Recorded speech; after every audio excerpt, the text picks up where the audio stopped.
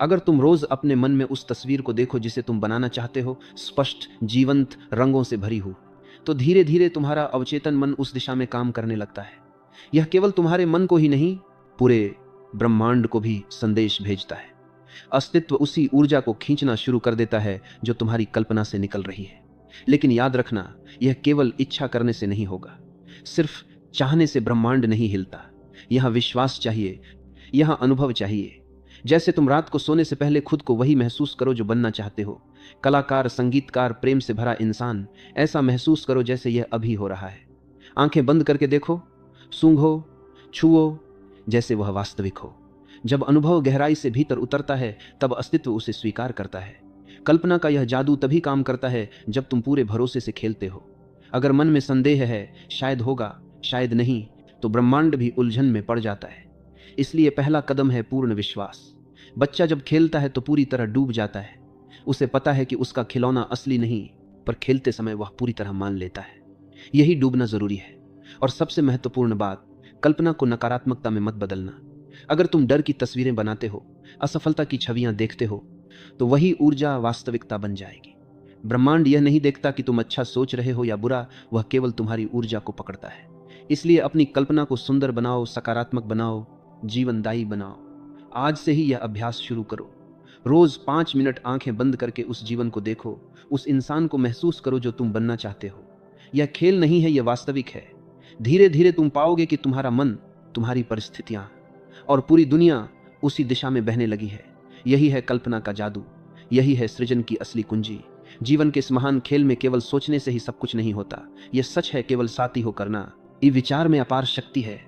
जो सोचोगे वही होगा। लेकिन यह आधी सच्चाई है। पूरी सच्चाई यह है कि सोच को कर्म में बदलना जरूरी है। अगर विचार बीज है तो कर्म उसका पानी है, उसकी धूप है। बीज को जमीन में डालकर छोड़ देने से पेड़ नहीं उगता। उसे सींचना, देखभाल करना, समय देना पड़ता है। वैसे ही केवल सकारात्मक सोचते रहने से परिणाम नहीं आते। उस सोच को रोजमर्रा के कामों में ढालना पड़ता है। अक्सर लोग कहते हैं, मैं रोज सफलता की कल्पना करता हूं लेकिन कुछ बदलता नहीं। बदलना कैसे होगा अगर हाथ कुछ कर ही नहीं रहे? कल्पना दिशा देती है, रास्ता पैरों को ही बनाना पड़ता है। अगर तुमने मन में एक सुंदर घर बनाने का चित्र देखा, तो ईंट उठाने का काम भी तुम्हें ही करना होगा। अगर तुमने कलाकार बनने की तस्वीर बनाई, तो ब्रश उठाकर अभ्यास करना पड़ेगा। विचार बिना कर्म के सूखी हवा है, और कर्म बिना विचार के अंधी दौड़ है।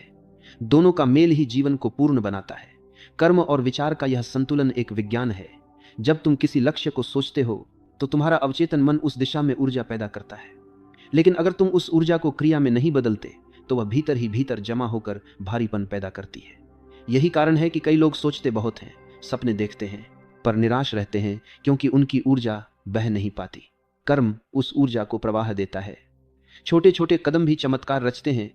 अक्सर हम बड़े परिणाम चाहते हैं और सोचते हैं कि पहले सब कुछ सही हो, फिर काम शुरू करें।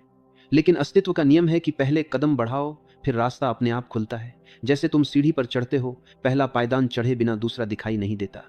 अगर तुमने तय किया है कि सेहत बनानी है, तो रोज 5 मिनट टहलना भी उतना ही महत्वपूर्ण है जितना मन में स्वस्थ शरीर की कल्पना करना। यही छोटे छोटे कदम सपनों को हकीकत में बदलते हैं। लेकिन ध्यान रहे, कर्म केवल बाहरी मेहनत नहीं है, यह सजगता से किया हुआ कर्म होना चाहिए। कई बार लोग भागते रहते हैं, पर दिशा गलत होती है। इसलिए पहले विचार से स्पष्टता लाओ। तुम्हारा सपना क्या है? तुम्हारा लक्ष्य क्या है? फिर उसी लक्ष्य की ओर कर्म करो। यह वैसा ही है जैसे तीर चलाने से पहले निशाना तय करना। निशाना तय किए बिना चाहे कितनी ताकत से तीर चलाओ, वह सही जगह नहीं लगेगा। विचार दिशा है, कर्म मार्ग है। जब दिशा और मार्ग मिलते हैं, तब जीवन में असंभव भी संभव हो जाता है। यही कारण है कि जो लोग सोच को कर्म में बदल पाते हैं, वही अपने सपनों को जमीन पर उतार पाते हैं।